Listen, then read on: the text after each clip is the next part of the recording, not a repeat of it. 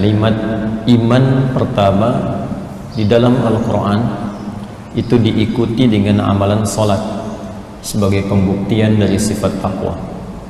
Itu ada di Quran surah kedua Al-Baqarah di ayat kedua sampai dengan ayat ketiga. Dzalikal kitabu la raiba fihi hudal lil muttaqin. Siapa orang takwa yang dimaksudkan? Maka ciri pertamanya di ayat 3-nya, alladzina yu'minuna bil ghaibi wa yuqimunas shalah. Alladzina yu'minuna bil ghaib, yaitu orang-orang yang senantiasa meningkatkan keimanannya. Jadi orang takwa itu, alhamdulillah, tidak dibatasi dengan cukup beriman. Nanti ada muslim, ada mukmin, ada taqi, ada muslimun, ada mukminun, ada muttaqun. Levelnya terus meningkat. Muslim, orang yang baru berikrar untuk patuh tunduk kepada ketentuan Allah Subhanahu wa ta'ala. Jika ikrar itu diiringi dengan keyakinan paripurna dan kesiapan untuk menunaikan segala apa yang Allah perintahkan dan menjauhi segala yang dilarang, maka naik levelnya tidak sekedar muslim tapi menjadi mukmin. Karena itu orang-orang yang mengatakan saya Islam, saya tunduk, saya patuh, saya muslim, tapi tidak diikuti dengan keyakinan pada jiwanya untuk mengamalkan apa yang ia ikrarkan dengan lisannya dalam kalimat asyhadu an la ilaha illallah wa asyhadu anna muhammadar rasulullah, itu maka disifati oleh Al-Quran sebagai muslim, namun imannya baru sampai lisan, belum sampai kepada qalbunya. Itu yang dimaksudkan di Quran surah ke-49 Al-Hujurat di ayat ke-14. Qalatil a'rabu amanna. Ada segelintir orang Arab Badui mengatakan kami telah beriman. Jadi menahbiskan dirinya sebagai mukmin, langsung naik ke level yang kedua. Amanna, kami telah beriman. Turun jawaban langsung dari Allah Subhanahu wa ta'ala. Qul lam tu'minu. Katakan Muhammad sallallahu alaihi wasallam, kalian belum naik ke level mukmin. Walakin qulu aslamna. Tapi katakan baru di level yang pertama, baru muslim. Walamma yadkhulul imanu fi qulubikum. Sementara iman yang diucapkan di lisan itu belum sampai ke dalam hatinya, belum sampai ke dalam jiwanya. Jadi baru mengalir di lisan, baru berucap asyhadu an la ilaha illallah wa asyhadu anna muhammadan rasulullah. Itu kalau kalimat sampai ke dalam hati, maka nanti berubah dari sekedar muslim menjadi mukmin. Bila sampai ke dalam hati, maka nanti dalam hati akan dipancarkan kepada seluruh bagian tubuh kita sebagai pertanda keimanan kita kepada Allah Subhanahu wa ta'ala. Nah, pancaran ini nanti akan dieksekusi oleh seluruh bagian tubuh kita yang menandakan kita betul-betul beriman. Karena itu nanti tiga bagian ini disebut dengan iqrarum bil lisan wa tasdiqum bil qalbi wal amalu bil jawarih. Diungkapkan dengan lisan, dibenarkan sampai ke dalam hati, dibuktikan lewat perangkat tubuh kita. Pembuktian lewat perangkat tubuh itu, itulah yang disebut dengan ibadah namanya. Pembuktian pertamanya itu datang lewat sholat. Dan sholat ini adalah pembuktian iman pertama yang diamalkan, ditampakkan, bahkan menjadi risalah pertama seluruh nabi dan rasul yang pernah bertugas di muka bumi. Jadi semua nabi, rasul, muslim, beriman kepada Allah, mukmin, yakin dengan itu semua, dan pembuktian pertama keimanannya itu dengan sholat. Nabi Musa alaihi salam ketika pertama kali dikonfirmasi ketauhidannya kepada Allah dan membuktikan keislaman dan keimanannya, perintah pertamanya membuktikan lewat sholat. Itu ada di Quran surah ke-20 Taha di ayat ke-14. Innani anallahu la ilaha illa ana. Itu kalimat tauhid. Pembuktiannya di mana? Fa'budni.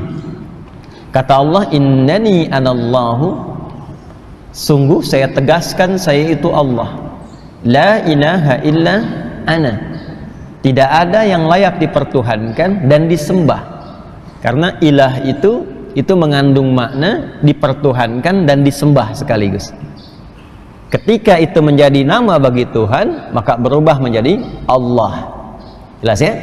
Makanya kita katakan la ilaha illallah, tidak ada yang layak dipertuhankan dan disembah kecuali saya, kata Allah. Fa'budni, maka kalau sudah beriman, buktikan itu dengan menyembah saya. Bagaimana caranya? Teruskan ayatnya. Wa aqimis salata lidzikri, tunaikan salat sebagai pembuktian untuk mengingatku, menyembah kepada Allah Subhanahu wa taala. Risalah itu terus berlangsung dari sebelum, bahkan Nabi Isa juga demikian. Nabi Isa salat, Yesus Mesias salat. Di Quran surah ke-19 Maryam di ayat ke-33, wa ja'alani mubarakan aynama kuntu wa awsani bis salah. Allah memberkahi aku di setiap keadaan, di setiap tempat dan waktu, dan mewasiatkan, memberikan pesan kepadaku untuk sholat. Jadi Nabi Isa sholat untuk membuktikan keimanannya, kehambaannya terhadap Allah Subhanahu wa taala. Jadi sholat itu sekaligus selain sebagai pembuktian iman, juga pembuktian sebagai hamba, dan tidak naik status di atas hamba, tetap hamba. Karena itu Rasulullah SAW ketika akan menerima perintah sholat, status kehambaannya disebutkan dengan jelas. Itu di surah ke-17 Al-Isra, di ayat yang pertama itu, subhanalladzi asra bi'abdihi, bukan birasulihi, bukan binabiyihi, tapi bi'abdihi, untuk menegaskan bahwa risalah sholat itu sebagai hadiah terbesar nanti dari proses Isra Mi'raj itu adalah pembuktian dari penghambaan seorang hamba kepada Allah Subhanahu wa taala. Jadi kita bersyukur dalam kehidupan ini bila masih mampu menunaikan salat. Alhamdulillah.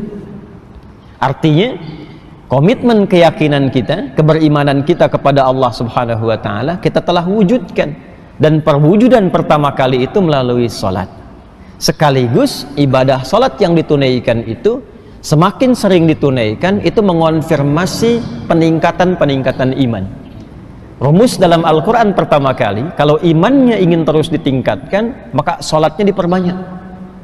Sholatnya diperbanyak. Karena itu nanti di Al-Baqarah ayat 3 itu, kalimat imannya menggunakan fi'il mudhari dan bentuknya jama'. Alladzina yu'minuna. Alladzina disebutkan 1080 kali dalam Al-Quran. Itu menunjuk makna umum yang luas. Jadi bisa mencakup laki-laki, perempuan, tua, muda, besar, kecil, dan melampaui sekat-sekat sosial. Jadi siapapun. Jadi tawaran untuk beriman itu untuk semua hamba. Itu buktinya rahman Allah. Semua diberi kesempatan untuk beriman. Hanya persoalannya tawaran itu mau diambil atau tidak, itu problemnya. Jadi Allah memberi kesempatan pada setiap hamba itu untuk beriman. Kalau di sini diberikan misalnya snack, ya, misal saja, lalu setelah kajian diberikan snack, semua mendapatkan bagiannya, tapi ada yang tidak mau ngambil. Begitu tidak diambil, sampai depan dia lapar. Saking laparnya kemudian pingsan. Pertanyaannya, yang salah panitianya atau jamaahnya? Jemaahnya, karena panitia sudah menawarkan, yang bersangkutan tidak mengambil. Jadi kalau ada yang tidak beriman, jangan salahkan Allahnya, karena konsep dasarnya semua diberikan kesempatan yang sama, cuma manusianya yang tidak mau ngambil. Fir'aun kan sefir'aun-fir'aunnya, ngaku Tuhan, hobi bunuh orang, perbuatannya zalim, masih dikirimkan 2 orang nabi kan, Musa dan Harun, dan diperintahkan berdakwah dengan lembut. Itu sefir'aun-fir'aunnya. Karena itu konsep pemberian hidayah itu terbuka untuk semua, tinggal kita mau ngambil atau tidak. Itu yang dimaksud di Quran surah ke-29 Al-Ankabut itu, di ayat yang terakhir itu, walladzina jahadu fina lanahdiyannahum subulana.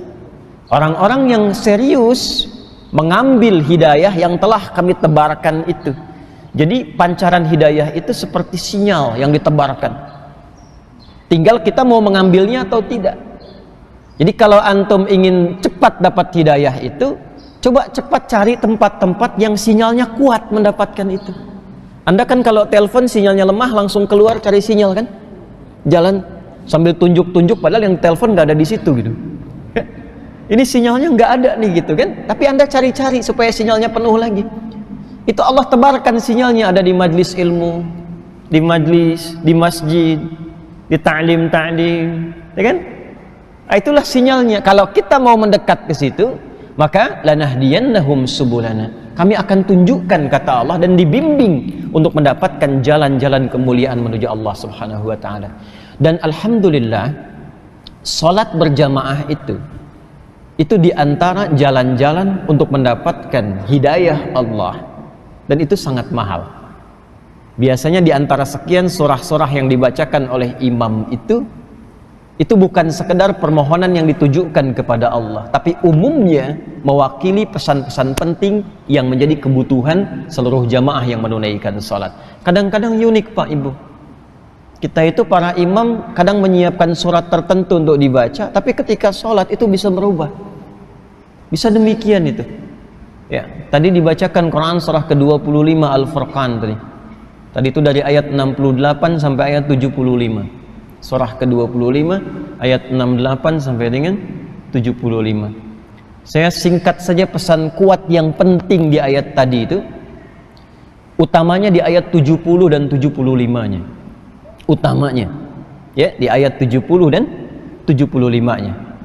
Jadi ini tawaran langsung dari Allah Subhanahu wa taala, tidak ada di antara kita yang sempurna.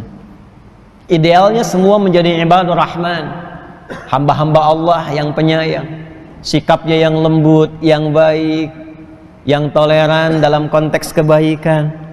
Tapi kadang ada yang terperosok dalam keburukan. Lisan salah tutur, telinga salah dengar, mata salah tatap, bahkan ada yang melakukan dosa-dosa yang besar, tapi selalu diberi kesempatan oleh Allah untuk kembali. Maka di ayat 70-nya, illa man taba wa amana wa amila amalan salihah. Maka orang-orang yang mungkin pernah merasa salah itu bisa kembali menjadi soleh, kata Allah. Kalau dia mau kembali taubat itu kembali kepada jalan-jalan kebaikan.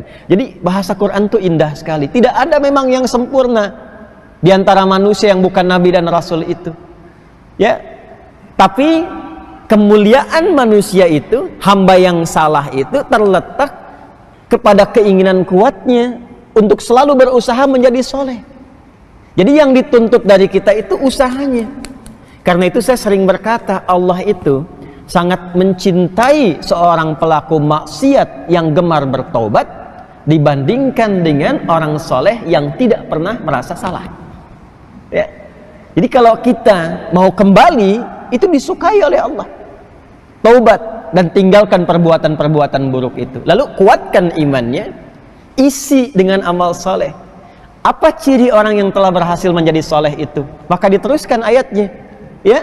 Faulaika yubaddilullahu anhum sayyi'atihim hasanat. Ini ciri yang penting Pak Ibu.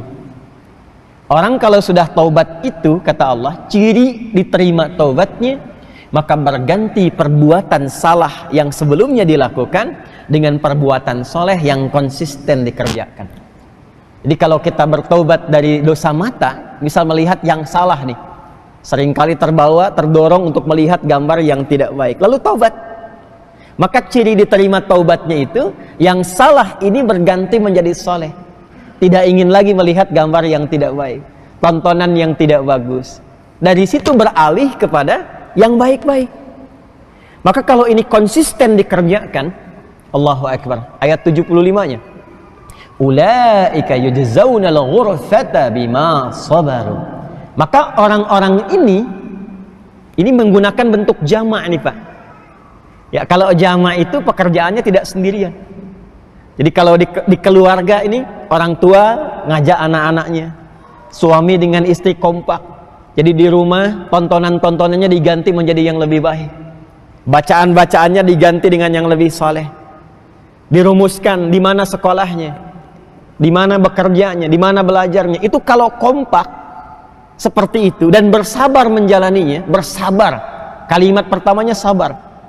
itu Allah menyiapkan satu tempat khusus untuk keluarga ini di surga. Dan cara masuknya itu disambut tahiyatan wa salama. Disambut kalau di tafsirnya di Quran surah 13, di tafsir di Quran surah Ar-Ra'd ayat 23 sampai 24, itu keluarga besar ini akan saling bergandengan masuk ke dalam surga dan disambut oleh para malaikat di setiap pintu-pintu surga. Jadi masuknya lewat surga Aden, kan 8 pintu surga itu. Ya, jadi masuk dia lewat surga Aden, nanti malaikat menyambut di setiap pintu-pintu surga. Dan luar biasanya dikonfirmasi di ayat ini, Quran surah ke-25 di ayat 75 itu dikonfirmasi nanti di Quran surah 13 ayat 23 dan 24 dengan kalimat yang sama tentang sabarnya.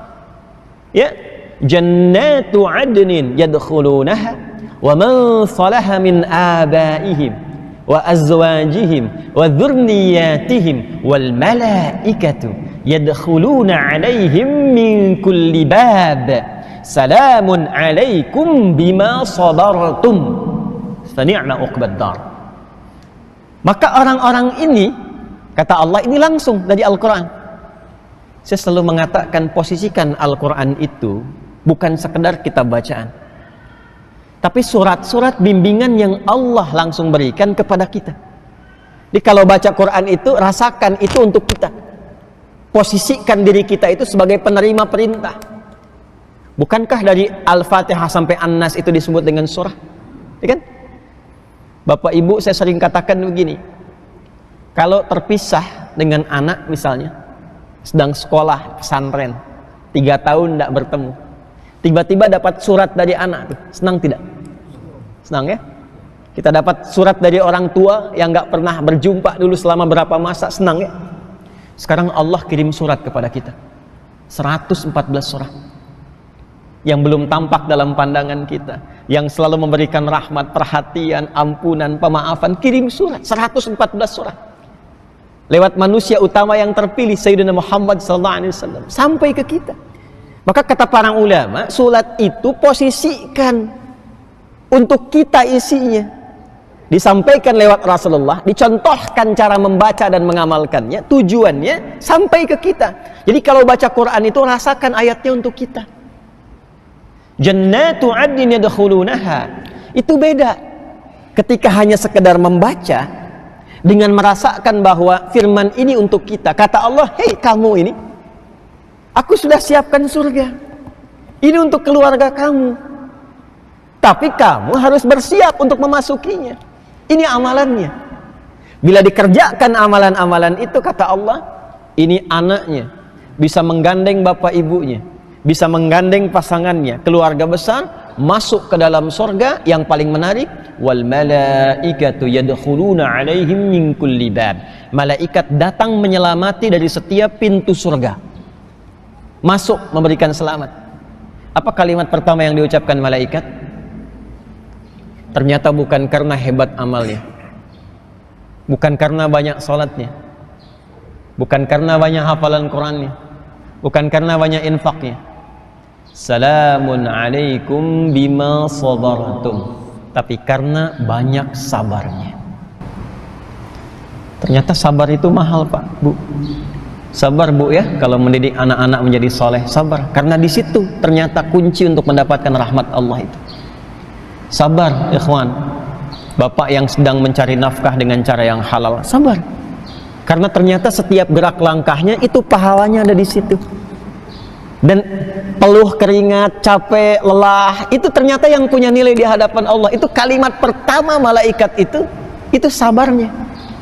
Bukan karena selamat mendapatkan penghasilannya, bukan karena selamat karena anaknya diwisuda hafal Qurannya, bukan. Yang indah itu sabarnya. Karena itu kenikmatan wisuda khatmul Quran itu, hafalan Quran itu ternyata bukan karena hasilnya selesai menghafal, bukan. Karena tahapan-tahapan yang dilalui dengan kesabaran itu telah tuntas dilewati. Makanya kenapa banyak penghafal Quran ketika di wisuda itu banyak terharu dan menangis itu, karena merasakan perjuangan saat mulai menghafalnya. Itu poinnya. Nah, ini yang kita dapatkan di subuh ini. Saya kira kalau kita berusaha untuk membaca Quran pelan-pelan dengan terjemahan, ya setiap hari lah diusahakan walaupun cuma 1 ayat. Nanti ketika kita sholat, Dan mendengar imam membacakan ayat apapun, itu rasanya akan berbeda. Karena ada petunjuk-petunjuk berkehidupan yang selalu selaras dengan apa yang kita jalani dalam aktivitas harian kita. Jelas sampai di sini? Itu muqaddimah pertemuan kita subuh kali ini. Jadi saya tidak menginginkan kita sholat tapi tidak memahami yang kita dapatkan dalam sholat kita. Kurang lebih yang dibacakan imam demikian tadi maknanya. Sekarang pembahasan pentingnya bagaimana kita mengondisikan diri kita supaya mendapati anugerah-anugerah yang setidaknya garis besarnya telah disampaikan dalam bacaan sholat subuh tadi. Itu adalah materi pembuka yang akan kita tampilkan di kesempatan subuh kali ini. Karena taklim kali ini insya Allah taklim pembuka ya. Ya, formalnya kan baru dimulai bulan depan ya, insya Allah. Jadi ini pembukaan Al-Bidayah insya Allah. Ibnu Katsir rahimahullah punya kitab Al-Bidayah wan Nihayah. Jilid pertamanya ada muqaddimah, 21 jilid. Jadi ini jilid pembuka ya. Mudah-mudahan nanti ada episode-episode ke depan yang kita bisa meneruskan kitabul adabul alim wal muta'allim, dan mudah-mudahan Allah ridha dengan kita semua insyaallah. Bismillahirrahmanirrahim. Ada 4 golongan manusia. Saya ulangi. Ada 4 golongan manusia yang diisyaratkan di dalam Al-Quran di pembuka surah Al-Baqarah, tepatnya dari ayat yang pertama sampai ayat ke-20. 4 golongan ini adalah realitas sosial yang akan kita temukan, kita jumpai dalam beraktivitas dimanapun di muka bumi ini dalam rangka menunaikan tugas dari Allah Subhanahu wa Ta'ala sebelum kembali kepadanya. Jadi nanti bergaul dimanapun, karakternya tidak akan lepas dari yang 4 ini. Di kantor, di rumah tangga, bertetangga di kehidupan sosial, atau konteks kehidupan yang lebih luas lagi. Dan dari 4 ini nanti kita akan temukan satu golongan paling ideal yang menjadikan kita lebih mendekat kepada Allah, dan itu yang dijamin oleh Allah mendapatkan tempat yang disiapkan yang disebutkan tadi di Quran surah ke-25 di ayat 75 itu. Kita mulai dengan golongan yang pertama. Golongan pertama disebut oleh Al-Quran dengan golongan terbaik, yaitu insan bertakwa. Insan bertakwa.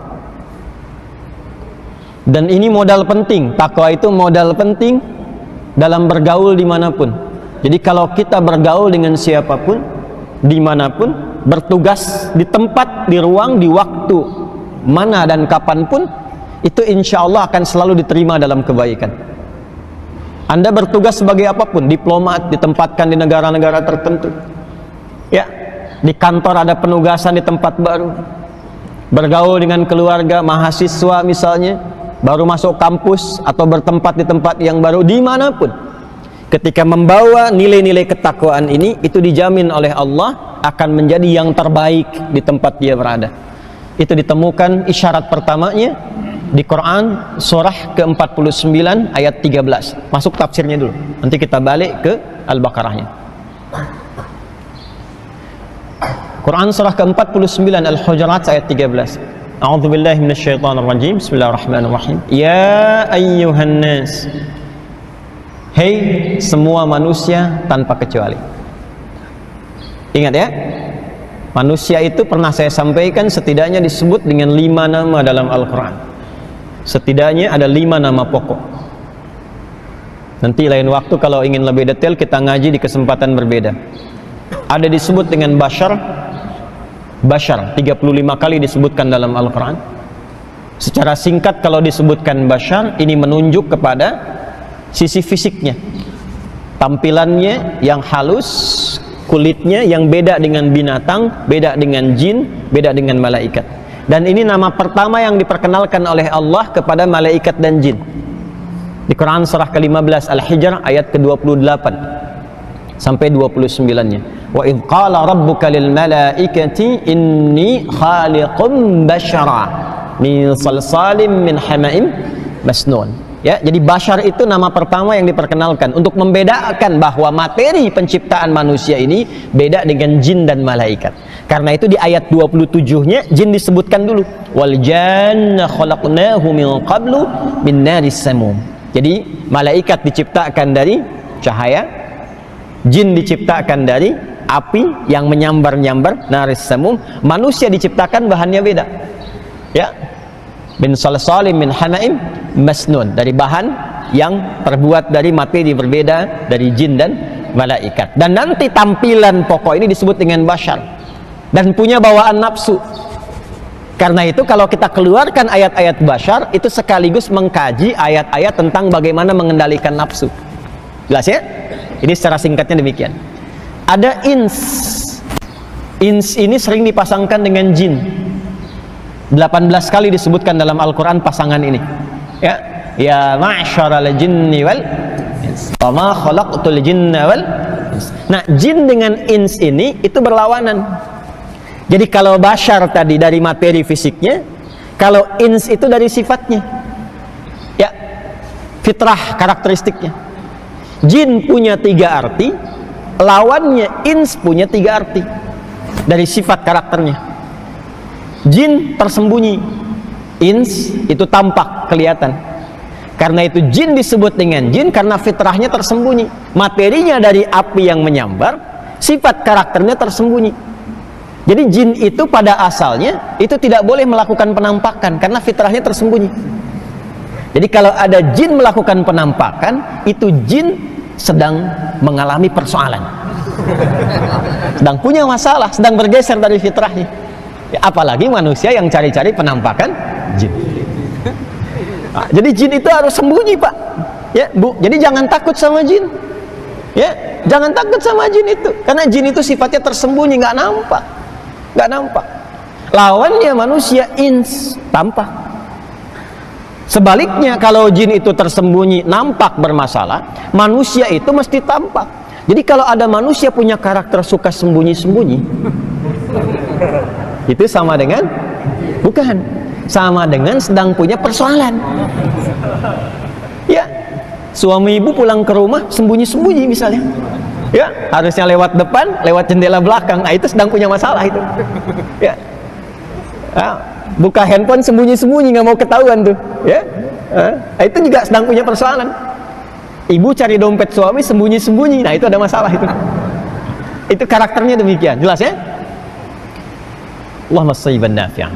Ins itu lembut, halus, lembut, baik. Lawannya jin, kasar. Karena itu jin itu punya karakteristiknya yang kasar.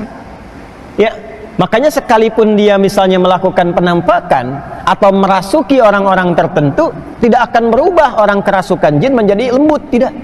Pasti kasar. Pernah lihat orang kesurupan jadi lembut? Tidak ada ya. Nah, manusia itu sebaliknya halus, lembut. Jadi yang makhluk halus itu kita sebetulnya, bukan jin. Ya, terlahir sebagai makhluk yang lembut, halus. Nah, ini nanti bahasanya di akhlak, di adab. Kenapa manusia tiba-tiba ada yang kasar? Itu keluar dari fitrah itu. Jadi kalau lisannya tiba-tiba jadi kasar, tangannya jadi kasar, kakinya jadi kasar, mencela orang sembarangan, kita itu saking lembutnya muncul ayat-ayat itu dalam Al-Quran yang melarang kita berperilaku kasar. Gak boleh saling mencela. Kan ada di Quran surah Al-Hujurat ayat 11 itu. Ya ayyuhalladzina amanu la yaskhar qaumin qaum la yaghtab ba'dukum ba'd. Jangan bikin hoax, jangan berbuat kasar karena itu menyalahi fitrah. Apa penyebab itu semua? Babnya akhlak. Nanti ngajinya bab terpisah. Ini kan cuman sekilas saja. Ya. Yang ketiga nanti cenderung membentuk sifat harmoni. Ya, sifat harmoni, kompak, bekerja sama, baik. Karena itu nanti jamak dari kata ins itu menjadi nas. disebutkan 241 kali dalam Al-Quran. Aktivitasnya disebut dengan insan 65 kali disebutkan dalam Al-Quran.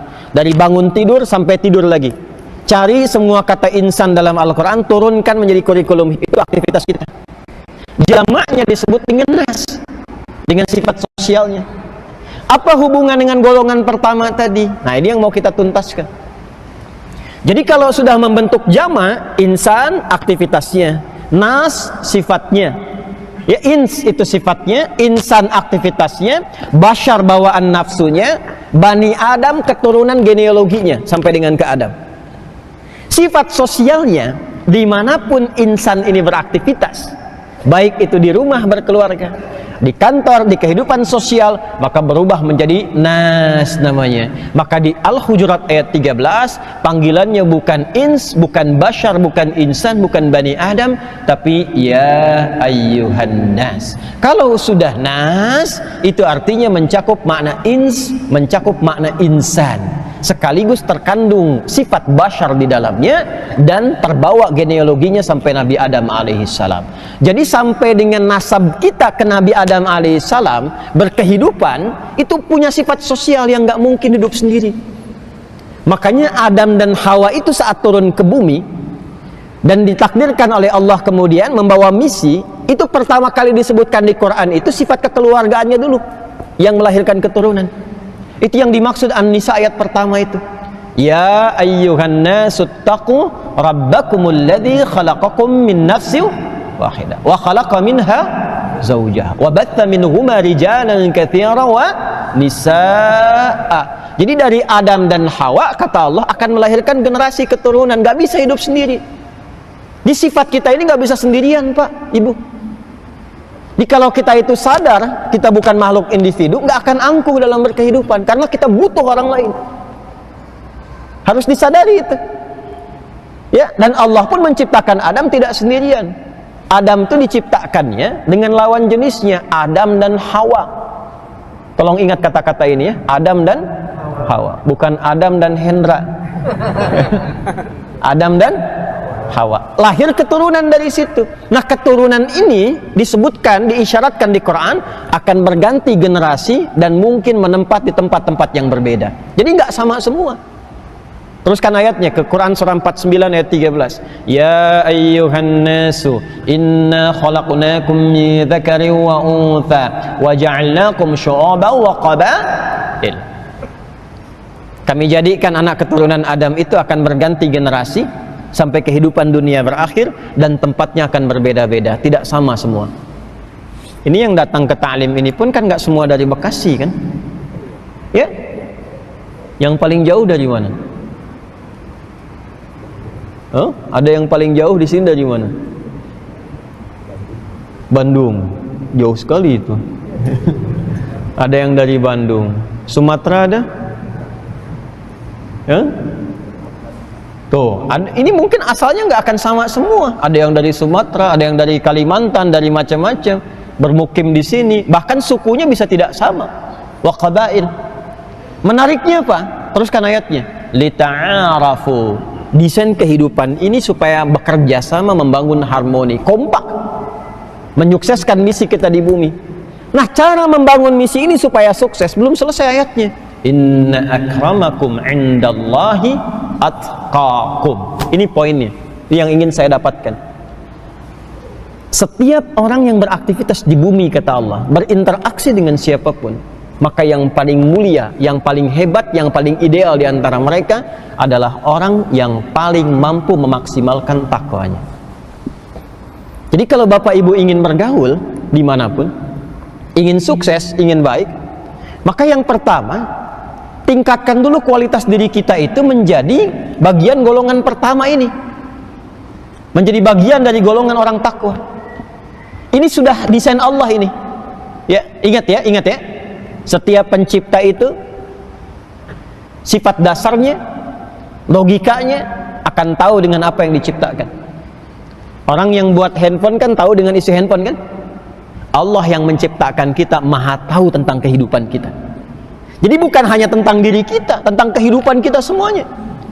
Nah, Allah itu sudah menetapkan, membuat aturan. Kalau ingin gampang hidupnya, ingin mulia hidupnya, ingin sukses hidupnya, ingin bahagia hidupnya, maka hal pertama yang harus dilakukan adalah coba berusaha mentransformasikan diri, menjadikan diri kita itu termasuk golongan orang yang bertakwa. Jaminannya, dimanapun Anda beraktivitas, kata Allah, inna akramakum indallahi atqakum. Allah telah menetapkan indallahi, yang paling mulia, yang paling hebat, istimewa di antara kalian, siapa yang paling tinggi nilai takwanya.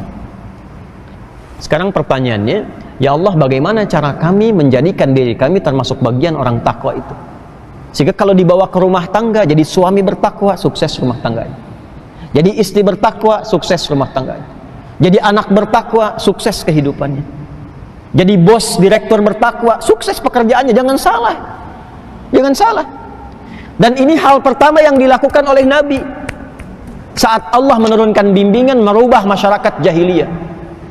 Jahiliyah itu kan ada semua di situ, yang buruk-buruknya. Pezina ada nggak di jahiliyah? Komplit, bukan hanya ada, komplit dengan semua jenis zina ada di dalamnya. Pembunuh ada, perampok ada, pembegal satu kampung, begal semua. Gifar itu kan kampung begal itu. Gifar itu kampung begal. Tokohnya namanya Jundub bin Junadah. Masuk Islam, dibimbing jadi takwa, merubah isi kampungnya semua dari pembegal jadi orang baik semua. Maka beliau mempopulerkan namanya dengan nama kampungnya. Alih-alih disebut Jundub bin Junadah, memperkenalkan dengan saya dari Gifar. Jadi bangga akhirnya. Jadi kebanggaan. Ya, dari Gifar tambahkan alif lam di depannya, tutup ujungnya dengan i, jadi Al-Ghifari. Dikenal dengan Abu Dzar Al-Ghifari. Itu asalnya dari kampung begal.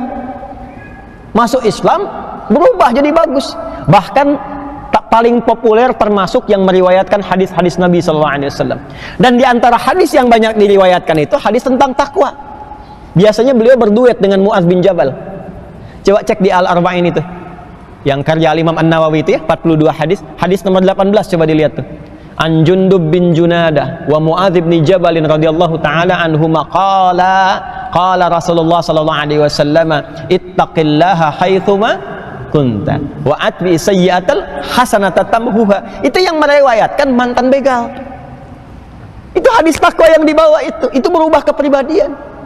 Siapa yang enggak kenal Umar bin Khattab, Amr bin As, Khalid bin Walid? Itu semua berubah. Dan kalau kita teliti, setiap karakteristik sahabat Nabi itu punya kehususan sendiri, nggak sama semua. Kita bisa katakan Utsman pebisnis, Abdurrahman bin Auf pebisnis, Abu Bakar juga demikian, As-Siddiq radhiyallahu taala anhum jami'ah. Tapi setiap orang ini punya ciri khas yang berbeda, nggak sama semua, nggak sama. Dan memang ternyata bab bisnis pun dalam hadis Kitabul Buyu' itu ragamnya bisa banyak, Pak. Jadi kalau kita mau detail dikeluarkan itu, ada banyak fikihnya bisa keluar gitu. Ya, ada jadi broker misalnya, penyalur. Abdurrahman bin Auf itu kan asalnya broker tuh, penyalur kambing. Ya, itu ada fikihnya nanti. Utsman bin Affan, investasi di properti, ada itu. Maka sekarang pun boleh jadi ada yang bisnis properti ya. Bisa jadi itu. Tuh propertinya Utsman itu sampai 15 abad sekarang asetnya masih ada dan punya nilai di hadapan Allah. Kan terkenal itu, beli properti kebun kan, sama sumur yang dibebaskan itu sampai sekarang masih ada. Ayo, pebisnis properti mana itu? Asetnya masih bisa berkembang nggak nilai aktifanya itu sampai kemudian wafat di hadapan Allah itu? Itu ada contohnya. Ya, teori-teori bisnisnya Abdurrahman bin Auf, Abu Bakar As-Siddiq, ada contohnya itu. Dan semuanya ada, diplomat ada, birokrat ada semua. Begawan pengetahuan ada seperti Ali bin Abi Thalib. Ya. Dan yang paling sederhana, fikih azan pun ada. Ya, terkait dengan pengelolaan masjid itu ada. Jadi harus bangga itu. Kalau para muadzin tahu fikihnya Bilal, oh jadi kebanggaan, udah nggak akan ngerjain yang lain lagi. Bilal tuh prinsipnya sederhana. Azan, Allahu Akbar, Allahu Akbar. Selesai azan Nabi komen. Sahabat like, di-share sampai ke kita. Apa komen Nabi? Aku mendengar suara terumpah Bilal di surga. Kurang lebih demikian. Atau kama sadaqa Rasulullah sallallahu alaihi wasallam. Ya, Bilal mendengar itu luar biasa responnya. Adzan aja udah nyampe surga. Ngapain saya bisnis kayak Utsman?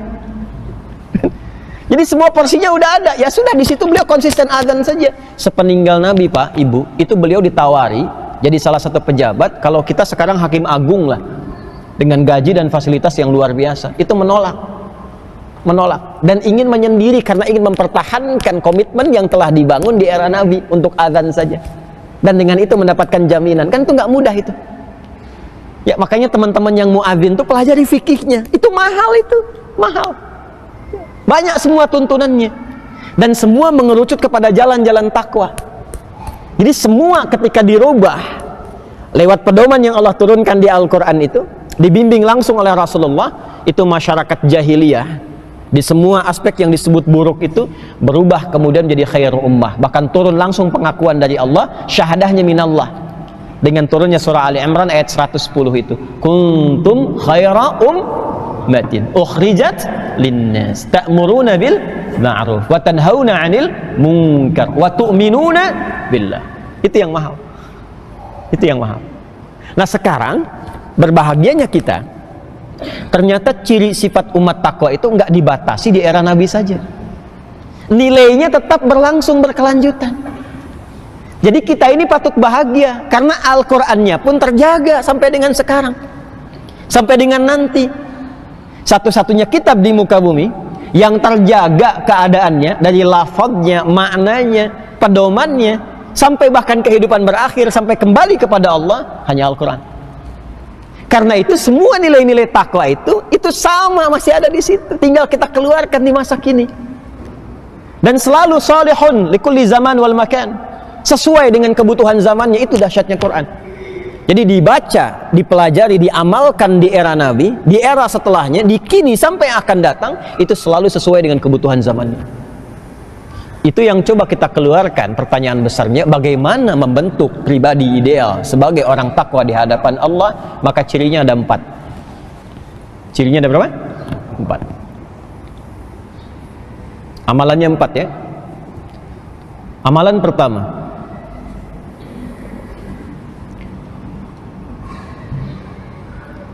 sholat. Kita tulis dulu aja ya. Sholat. 2,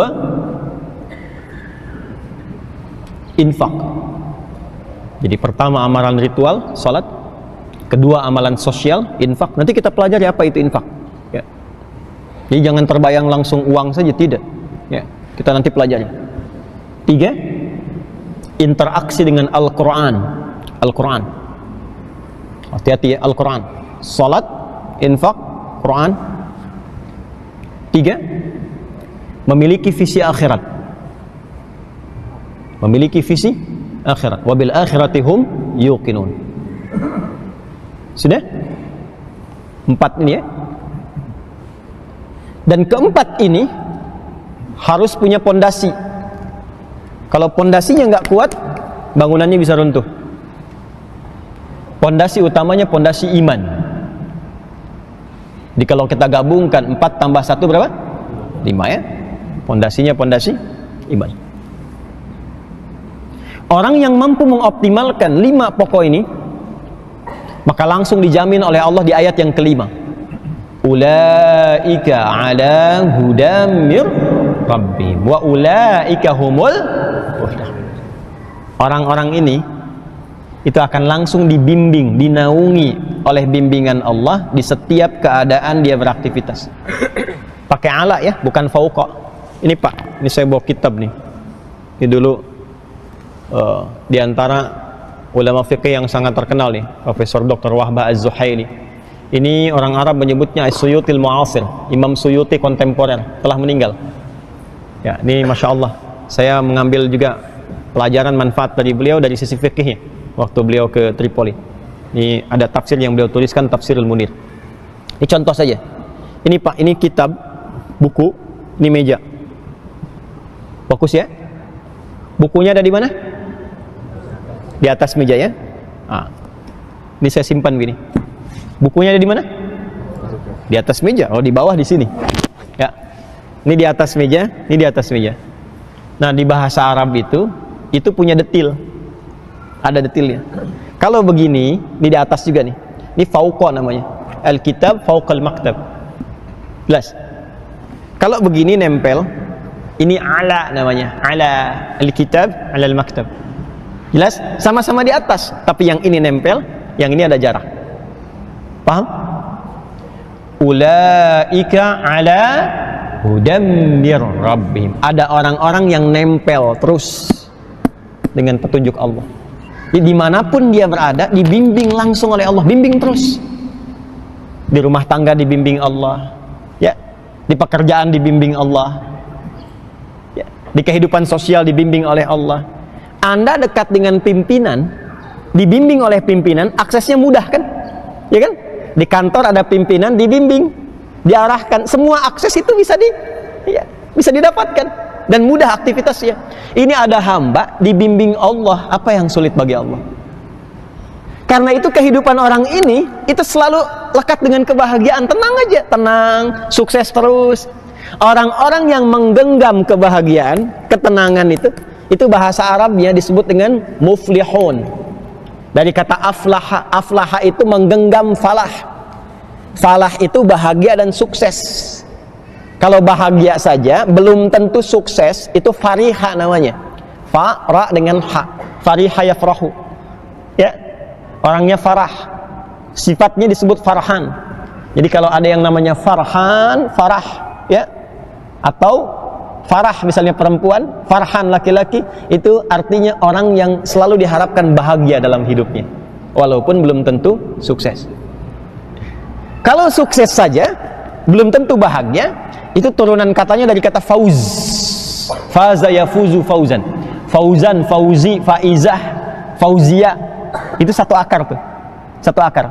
Artinya yang diharapkan sukses dalam kehidupannya, walaupun belum tentu bahagia. Ada yang bahagia ada, ya. Tapi kata asalnya demikian. Coba Anda pilih, ya. Sukses tapi tidak bahagia, atau bahagia tapi tidak sukses? Huh? Kaya tapi bahagia. Nah, kalau digabungkan keduanya, itu namanya falah. Falahun, fa lam alif ha, falahun. Kalau digenggam itu, digenggam, maka menjadi aflah. Aflah. Orangnya muflih, aflaha yuflihu. Orangnya muflih, jamaknya muflihun. Maka orang-orang yang lekat dengan petunjuk Allah, dibimbing langsung oleh Allah, maka dia akan cenderung bahagia dan sukses. Orang Allah yang punya akses kok. Yang punya pengetahuan siapa? Allah. Makanya adinda-adinda mahasiswa ini, para pelajar, kalau mendekat kepada Allah dikasih akses tambahan pengetahuan. Dan itu komitmennya takwa. Itu ada di Quran surah kedua Al-Baqarah di akhir ayat 282. Wattaqullaha wa yu'allimukumullah. Tingkatkan takwamu kepada Allah, ditambahkan pengetahuan. Ya. Itu kan yang disebutkan contoh prakteknya lewat Khidir alaihissalam itu. Ya kan? Milladunna ilma, kami berikan dari sisi kami ini tambahan pengetahuan. Itu yang kita istilahkan dengan ilmu laduni itu. Jadi laduni itu bukan tidak belajar, belajar tapi mendapatkan akselerasi percepatan pengetahuan. Jelas? Ya itu Allah yang punya segalanya. Wa ulaika humul muflihun. Ulaika ala hudam mir rabbihim wa ulaika humul. Yang punya rezeki siapa?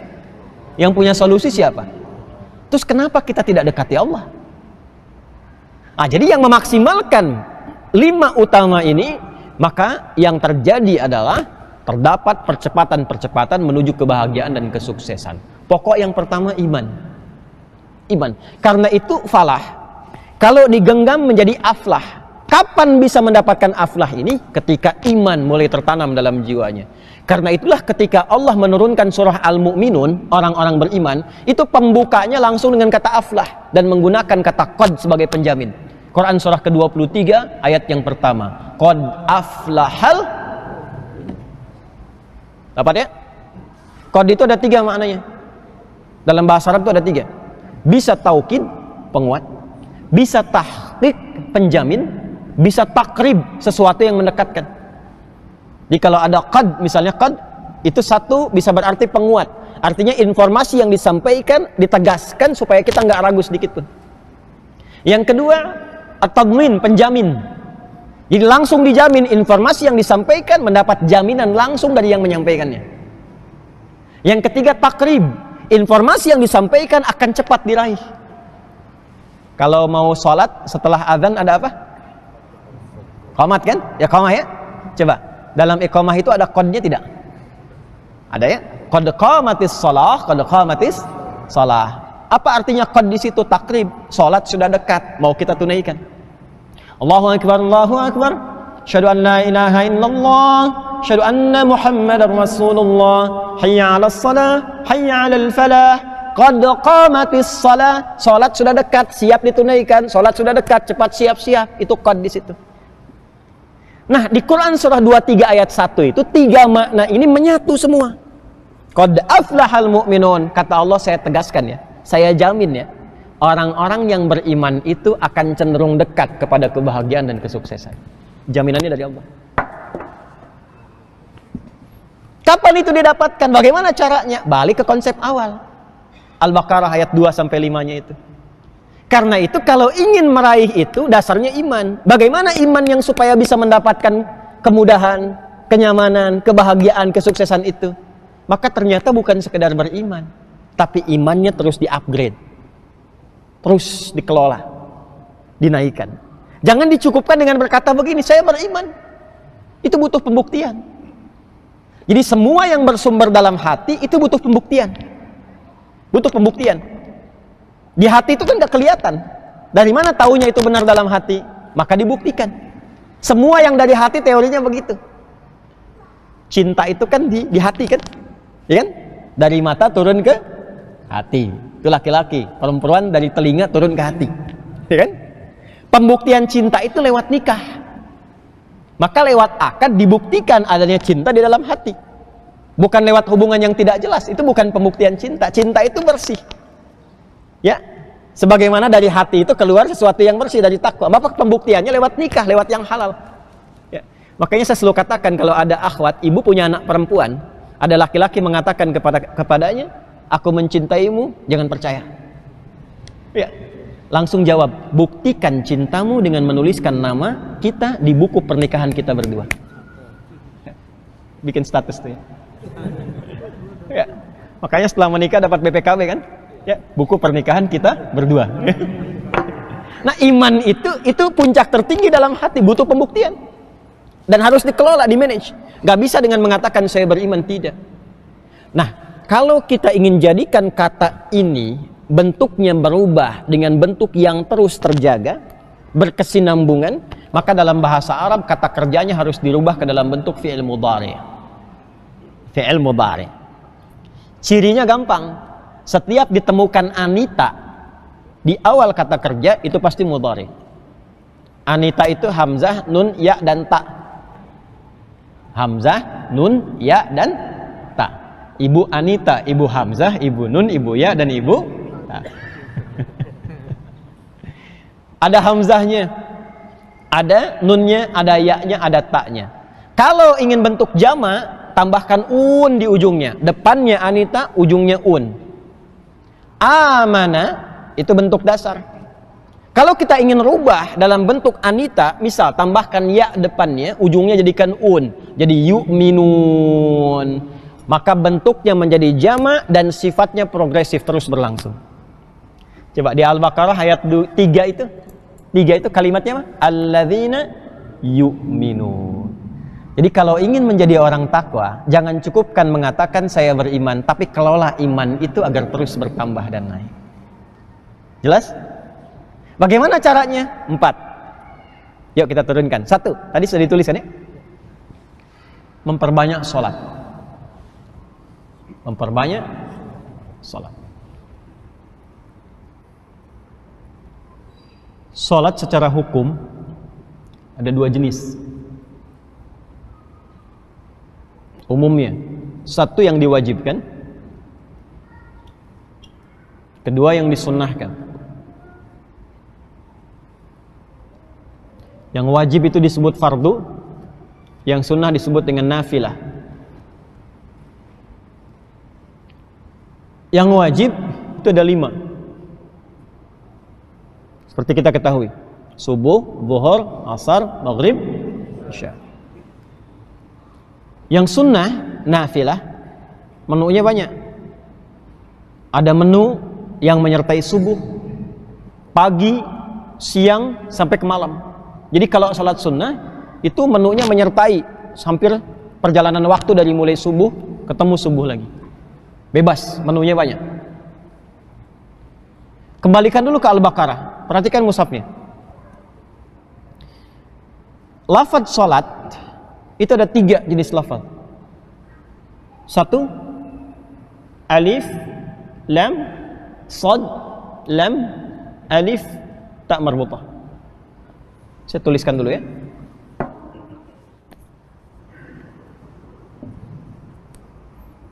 Saya tuliskan supaya mudah untuk diketahui. Bentuk pertama itu gini. Bismillah.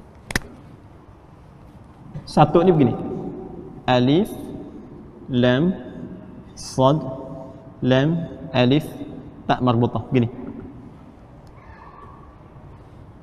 Yang kedua begini. Alif, lam, shad, lam, waw, alif, ta maftuhah. Yang ketiga begini. Alif, lam, shad, lam, waw, alif tegak, fathah tegak, ta marbutah.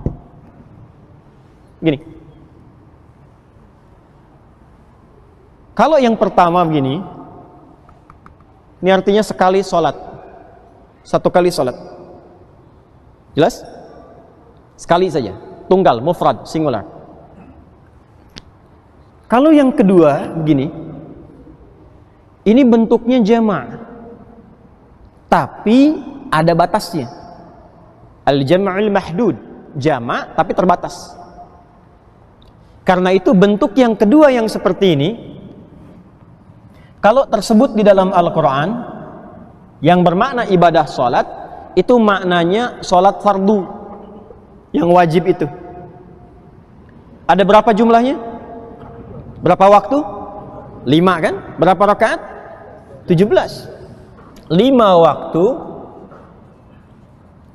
17 rakaat. Kalau 5 itu jama' atau tunggal? Jama'. Tapi jama' ini harus terbatas. Jadi nggak boleh melebihi 17 rakaat, nggak boleh lebih, nggak boleh kurang. Harus tetap 5 waktu, harus 17 rakaat. Ya, jadi kalau ada yang 16 rakaat, berarti sholat subuhnya cuma 1 rakaat. Karena konsep dasarnya, online-nya, nomor online-nya 24-4-3-4 kan?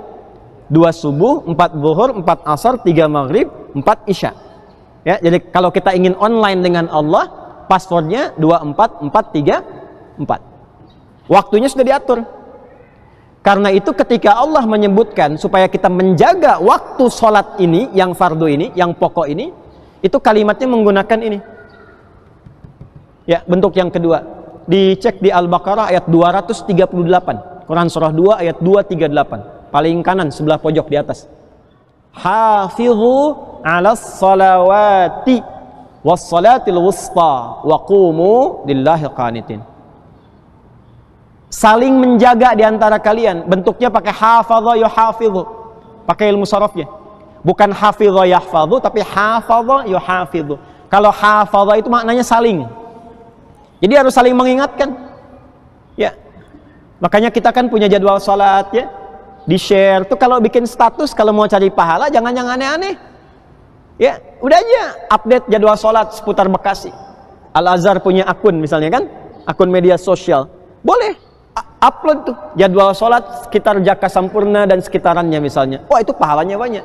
Orang lihat dari situ kemudian dia sholat, dapat pahala itu. Ya, dapat pahala. Nah, ini bentuk yang pertama ini, as-salawat. Bentuk yang kedua dalam konteks jamak maksudnya. Yang ketiga yang ini. Alif, lam, shad, lam, waw, fathah tegak, ta marbutah. Ini menarik nih bentuknya nih. Bentuknya ini terlihat seperti tunggal, tapi ternyata maknanya menggabungkan ya bentuk jama yang luas. Jadi kalau ada bentuk yang ketiga ini, itu maknanya jama dan melampaui jumlah bilangan yang kedua. Ya, maknanya jama melampaui jumlah bilangan yang kedua. Artinya tidak ada batas di dalamnya. Kalau dibawa ke dalam bentuk sholat, artinya sholat yang ditunaikan bila diungkapkan dengan bentuk yang ketiga ini, maka sifatnya membawa sifat jama' melebihi yang fardu. Jadi kalau ada sholat fardu yang 5 pokok itu, yang 17 rakaat, kalau di luar yang fardu namanya apa tadi? Sunnah, nafilah. Maka kalau ada bentuk seperti ini, tidak cukup pada yang fardunya, tapi plus dengan nafilahnya yang sunnahnya. Wajib plus sunnah.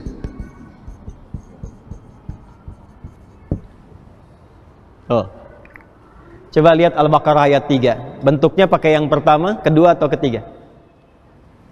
Coba lihat di mushaf. Harus yang ketiga. Gak mungkin yang pertama, apalagi yang kedua. Coba lihat.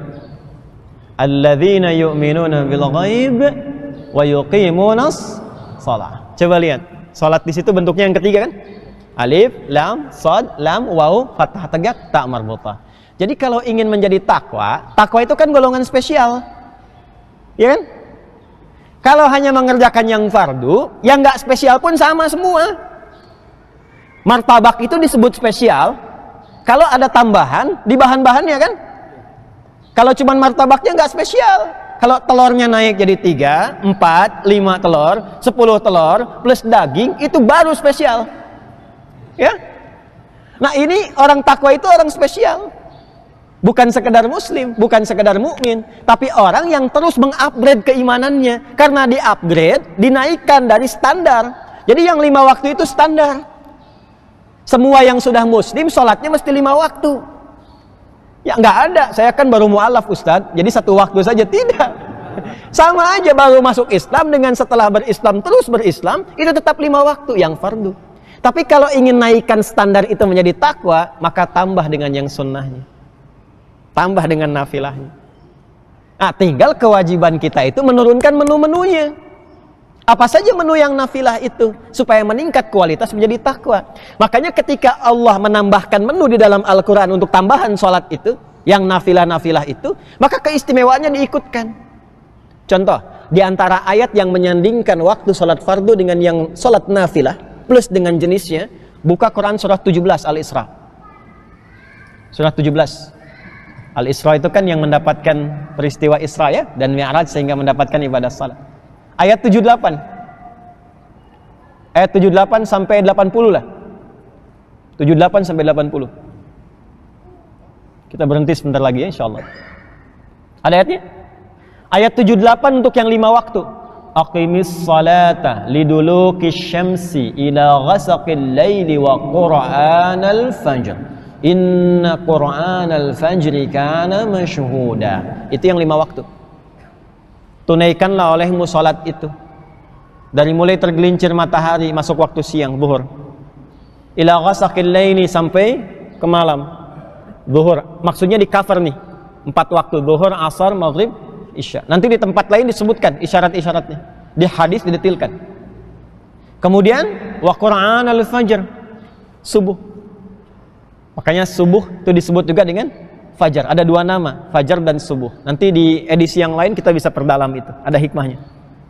Jadi ini yang 5 waktu, zuhur, asar, maghrib, isya, subuh. Kenapa subuh diakhirkan di ayat ini? Untuk menunjuk kekhususan yang hanya ada di sholat subuh. Ya, kalau Bapak Ibu ngumumkan kejuaraan, harapannya dulu atau juara 1 dulu? Harapan dulu kan? Harapan 2, harapan 1, juara 3, juara 2, juara 1. Nah, ini semua waktu sholat penting. Semua waktu sholat penting, tapi ada sesuatu di waktu subuh yang nggak ditemukan di waktu-waktu yang lainnya. Ya, diantaranya apa? Subuh itu diantara waktu yang dipersaksikan oleh Allah. Allah mempersaksikan semua kita. Ya. Tapi yang spesial juga diantaranya adalah dan seluruh malaikat ikut menyertai, ikut mendoakan dan seterusnya.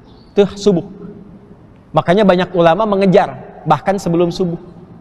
Jadi ada tipikal Pak, insan beriman di Quran, ciri orang takwa, itu yang dijamin nanti di surganya di taman surga. Jadi kalau bahasa Qurannya itu kita turunkan, maknanya ada orang ahli surga yang berkehidupan di bumi. Ya, ada calon penghuni surga yang beraktivitas di bumi. Apa diantaranya? Dia mengejar keutamaan subuh, bahkan bangun sebelum subuh untuk bisa beristighfar sebelum subuh. Itu ada di Quran surah ke-51 ayat 18, wabil ashari hum yastaghfirun. Dan menjelang waktu subuh dia banyak beristighfar. Saking mengejar keutamaan ini. Ini yang 5 waktu. Lalu tambah dengan nafilah. Contohnya apa? Ayat 79-nya. Wa minal laili fatahajjad. Dan kalau kamu ingin tambahkan, kata Allah, naikkan levelnya. Di antara sebagian malam itu, nggak harus semua, sebagian malam tunaikan tahajud. Di tahajud itu termasuk ciri orang takwa.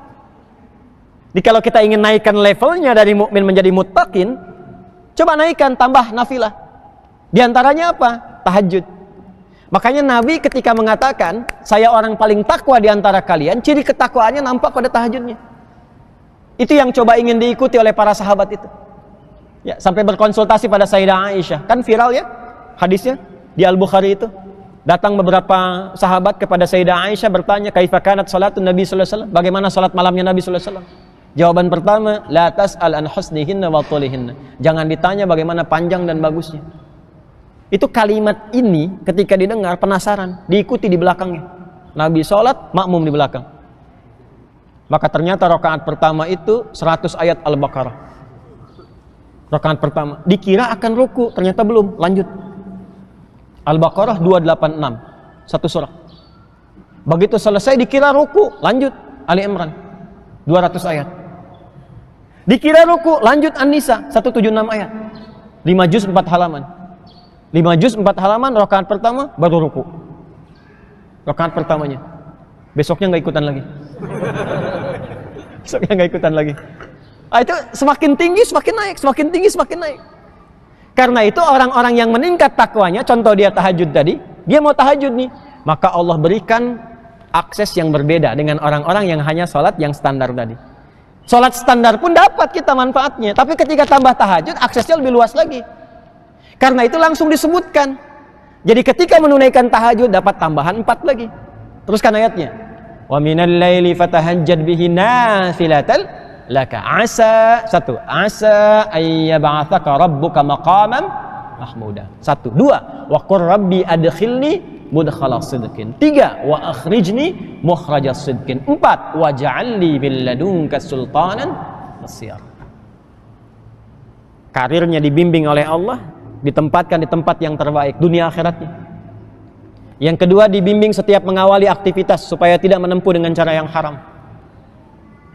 Ta'aruf, mau nikah caranya halal, mau kerja nggak usah nyogok, nggak usah macam-macam, dibimbing dan dijaga kondisi hatinya. Ketika punya masalah diberikan jalan keluar, ketika diganggu dilindungi langsung oleh Allah. Itu tahajud, Pak.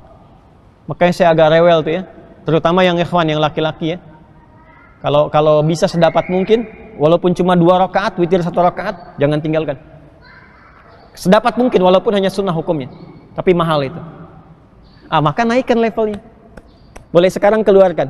Ya, salat sunnah rawatib 12 rakaat itu keluarkan. Kalau nggak bisa 12, minimal 10.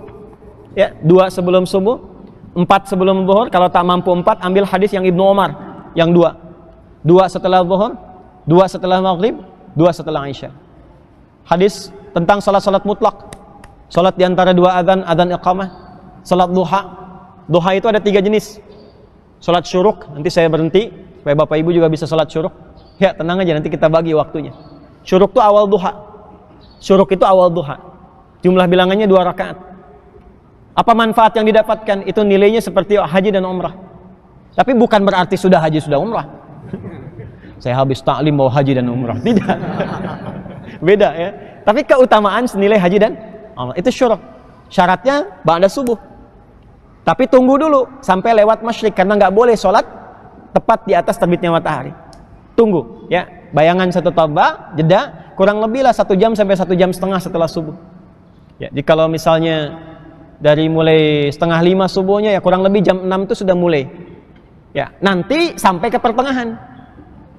Tapi syaratnya nanti ada diam dulu, zikir dulu. Man shallal ghadata fil jama'ati. Ya kan? Thumma yaqulu yadhkurullaha fa yusalli rak'ataini fi bidayatud duha. Siapa yang menunaikan salat subuh berjamaah, kemudian dia duduk berzikir, tidak langsung pergi beranjak. Lalu sampai awal duha tiba, saat bayangan satu tombak itu, ya. Dia salat kemudian 2 rakaat, fakana ya alaihi kamitsli hajjin wa umratin. Maka itu nilainya seperti haji dan umrah, sempurna disebutkan. Lalu pertengahan duha. Pertengahan duha itu sekitar jam 8 sampai jam 10-an lah, 10:30, 11. Jumlah bilangannya bisa sampai 4. Ya, 2, 4 sampai ke 8 boleh. Itu menjadi pengganti zikir dari seluruh anggota tubuh. Anggota tubuh kita harusnya berzikir. Zikirnya anggota tubuh itu digunakan pada yang baik-baik. Zikirnya mata, jangan lihat maksiat. Zikir telinga, dengar yang baik-baik. Makanya nanti fungsi mata, fungsi lisan sampai ke kaki disebutkan dengan iman dulu. Wa qul lil mu'minina yaghuddu min absarihim. Katakan pada insan beriman, matanya zikir. Lihat yang baik, yang tak baik palingkan. Nah, kadang-kadang tidak terjadi selama kita berkehidupan itu. Alih-alih melihat yang baik, yang tak baik terlihat juga, walaupun tak sengaja, kan? Dan kebanyakannya nggak sengaja tapi dilihat. Maka pengganti zikir itu yang duha yang pertengahan. Ya, nanti akhir duha itu sekitar 10:30 sampai menjelang zuhur, sampai sekitar 11:30-an lah ya. Itu bisa sampai 4, 8 atau 12. Apa manfaatnya? Banyak. Ya, untuk mendekatkan pada kemudahan rezeki. Untuk mengentaskan musibah umum yang mungkin dialami. Bukan musibah khusus yang harus dialami sebagai ujian. Ini musibah umum. Misal macet, begitu Bapak lewat, tiba-tiba ada orang mengatakan, atau polisi datang, Pak, jangan ke sini ya, ini macet. Bapak ambil arah yang ini saja. Bapak dapat itu, yang lain boleh jadi enggak. Ya. Banjir, secara logika airnya harus masuk. Tapi kok bisa begitu mau masuk balik lagi, masuk balik lagi. Bisa begitu. Itu musibah umum tuh. Ada duha. Ya, kemudian nanti selain itu apa? Salat mutlak, salat wudu ada, berwudu balik, itu kisahnya Bilal bin Rabah. Ya, wudu, selesai wudu, salat 2 rakaat bisa. Ya, tahiyatul masjid silahkan lakukan. Yang langka-langka, salat jenazah. Ya, salat jenazah itu yang langka-langka, makanya pahalanya pun langka, mahal. Sekali salat sebesar 1 qirat, sebesar gunung Uhud. Nah, itu coba latihan dulu yang itu. Kita ambil menu yang pertama dulu. Setelah itu dapat, nanti turunannya akan muncul sifat gemar berbagi. Itu yang disebut dengan infak. Dari infak nanti turun lagi interaksi dengan Quran. Dari Quran, kalau sudah 3 ini ada, otomatis pola hidupnya akan berubah. Dari sekedar dunia, sekarang sudah terpaut dalam dirinya kepentingan-kepentingan akhirat. Ya, tentang infak, tentang Quran, barangkali kita harus bahas di edisi yang berbeda, karena itu punya detail yang tersendiri. Apa itu infak? Kemana dikeluarkan, mana yang paling prioritas, infak seperti apa yang bisa mengentaskan persoalan, ada. Nanti ada infak yang bisa menambah pengetahuan, ada Pak. Bu, Ibu pernah dengar Imam Nawawi Al-Bantani, bukan Nawawi Ad-Dimashqi. Itu setiap akan datang kajian, itu infak dulu. Infak dulu. Makanya bersyukur nih kalau DKM menyediakan kotak infak misalnya. Itu kalau ada yang jalan itu bukan mobil-mobilan tuh, kotak infak tuh. Bukan cuma didorong-dorong gitu ya. Itu manfaatnya banyak. Kalau kita ikhlas, dan itu bergantung niat. Innamal a'malu, ada infak untuk menambah pengetahuan, ada. Imam Nawawi itu setiap mau datang ke kajian, itu infak dulu tuh. Apa niatnya? Diniatkan untuk tidak pernah melihat aib gurunya. Jadi beliau tuh nggak sibuk dengan aib guru, karena tahu setiap manusia itu pasti punya kelemahan. Jadi yang dicari itu bukan aibnya. Ketika hormat pada guru tinggi dan tidak pernah mencari kesalahan, maka barakah ilmu itu sampai kepada murid. Nah, ini bagaimana ilmunya bisa berkah? Baru disebutkan namanya sudah bilang bid'ah. Nah, itu kan gimana bisa mendapatkan keberkahannya? Itu diantaranya Pak. Ya. Jadi infak itu banyak teorinya. Ya, ada infak misalnya yang terkait dengan pahala, yang mengentaskan kesulitan, tapi semua teorinya kembali kepada iman. Karena dasarnya itu iman. Kalau iman itu udah nggak mikir apa-apa. Jangan karena infak misalnya, maaf, ingin pekerjaan lancar, ingin hutang lunas, itu menarik akhirat kepada dunia. Nanti begitu nggak dapat jadi kecewa. Teorinya bukan begitu. Bukan begitu teorinya. Ya, jadi pautkannya kepada iman. Kalau iman sudah berjalan, ya terserah Allah nanti. Ya, walaupun ada keinginan-keinginan, nanti dicukupkan oleh Allah. Kadang-kadang apa yang kita inginkan beda dengan yang Allah kehendaki. Karena itu ikutkan keinginan kita pada keinginan Allah, maka tuntas semua keinginan kita. Ya, itu ada rumusnya nanti di Quran surah kedua di ayat 216. Detailnya nanti di ayat 186 di ayat yang di surah yang kedua itu. Nah, itu umum tentang infak. terakhir Quran, dan saya tutup di sini. Quran ada 3 cara. Secara singkatnya, banyak membaca. Itu yang disebut dengan qiraah. Jadi tolong biasakan kita semua ya. Jangan berlalu hari tanpa baca Al-Quran. Walaupun hanya 1 ayat. Kalau bisa 1 hari 1 juz. 1 juz. Kalau mau gampang bagi Pak. Jangan langsung dibaca 1 juz. Terasanya agak berat. Ya. Bagi ke waktu sholat. Juz pertama ada berapa ayat? Hah? Al-Baqarah kan 141 ya. Al-Fatihah taruhlah sudah hafal kan? Ya, Al-Fatihah kan di dalam kepala ya. Bukan di luar kepala. Kalau di luar belum hafal namanya. Al-Fatihah dalam kepala. Al-Baqarah 141. 141 bagi 5. Sholat fardu kan 5 waktu. Berapa? Cepat. 28 lah ya. 28. Nah, Bapak baca 28 ayat aja. Bagi 2 lagi, Bu. Bagi 2. Sebelum subuh 14, setelah subuh 14. Sebelum zuhur 14, setelah zuhur 14. Demikian sampai ke Isya. Itu kita tanpa menyadari khatam 1 juz. 14 ayat itu berapa menit sih? Insya Allah nggak akan nyampe 10 menit. Ya, investasi aja sebelum subuh 5 menit, setelah subuh 5 menit. Itu kalau kita konsisten begitu, konsisten selesai 1 juz insya Allah. Jelas? Baik ya, kalau mau dibagi lagi 20 halaman dibagi 5, jadi 4 halaman. 4 halaman dibagi 2, jadi 2 halaman. Itu kalau mau paling gampang per halamannya. Sebelum subuh 2 halaman. Ya, 2 halaman, 2 halaman. 2 halaman itu kan cuma 1 lembar. 1 lembar aja baca bolak-balik. Ya, itu begitu selesai nih Isya, itu sudah 1 juz. Sebulan konsisten begitu, itu khatam setiap bulan 30 juz. Khatam Quran. Ya, itu cara paling gampangnya. Kalau sudah seperti itu naikkan levelnya, menghafal. Atau kalaupun ingin misalnya menghafal dibagi 2, menghafal penuh, menghafal ayat-ayat yang dibutuhkan sesuai kurikulum kehidupan. Bapak pebisnis, hafalkan Pak ayat-ayat bisnis. Hafalkan ayat-ayat bisnis. Pengusaha hafalkan ayat-ayatnya. Baca saat tahajud. Tahajud tuh baca ayat itu aja. Nanti gali tafsirnya, praktekkan dalam bisnisnya. Lihat apa yang terjadi. Anda yang mahasiswa keluarkan ayat-ayat ilmu. Ayat-ayat ilmu itu banyak di Quran. Malamnya bacakan dalam tahajud. Amalkan cara belajar seperti itu, lihat apa yang terjadi. Karena Quran bukan sekedar kitab bacaan, tapi Quran pedoman berkehidupan. Terakhir nanti kalau sudah seperti itu, maka dengan sendirinya akan tertanam keyakinan tentang akhirat. Tinggal mengeluarkan ayat-ayat dan hadis-hadis tentang akhirat. Turunkan jadi kurikulum hidup. Saya tutup, contoh. Siapa yang mau ke surga Firdaus? Boleh angkat tangan. Tuh. Masya Allah. Ya, yang nggak ngangkat pun pengen juga, cuman malu-malu gitu kan? Ya. Baik. Biarkan saja kucing yang malu. Manusia kalau berbuat baik jangan malu. Malu-malu kucing. Baik. Caranya begini. Ini singkat saja, saya tutup di sini. Banyak orang yang ingin ke surga Firdaus, tapi tidak menurunkan kurikulum surga Firdaus itu dalam aktivitasnya di bumi. Kenapa nggak dikeluarkan ayat-ayat penghuni surga Firdaus? Lalu bentuk jadi kurikulum di bumi. Ya. Contoh paling cepatnya Quran surah ke-23 Al-Mu'minun ayat 1 sampai 11. Keluarin aja Pak ayatnya.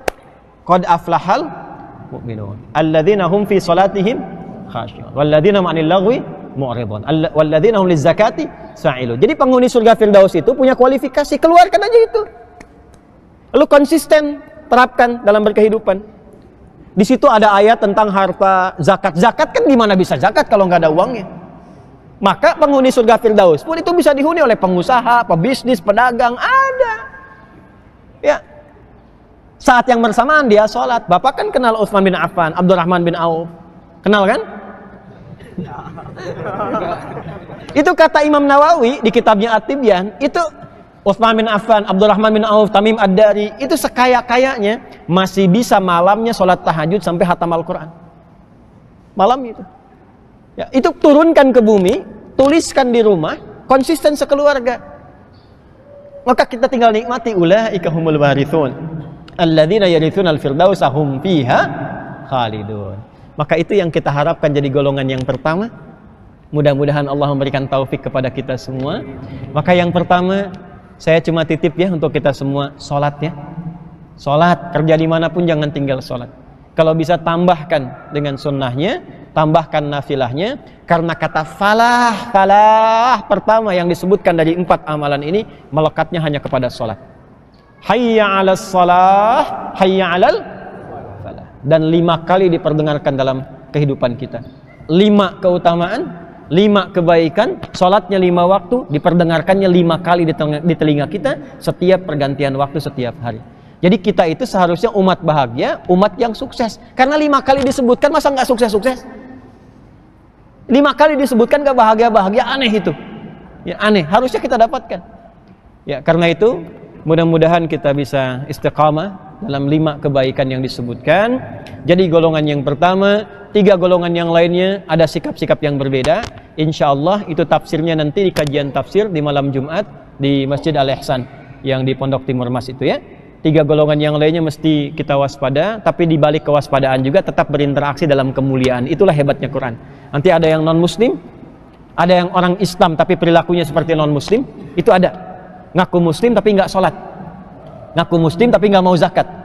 Yang paling aneh nanti yang ketiga, golongan 3 lainnya, berarti golongan yang keempat, ngaku Islam tapi mengolok-olok agamanya sendiri, ngaku Islam tapi menyerang teman-temannya muslim sendiri. Itu golongan yang keempat, munafik namanya.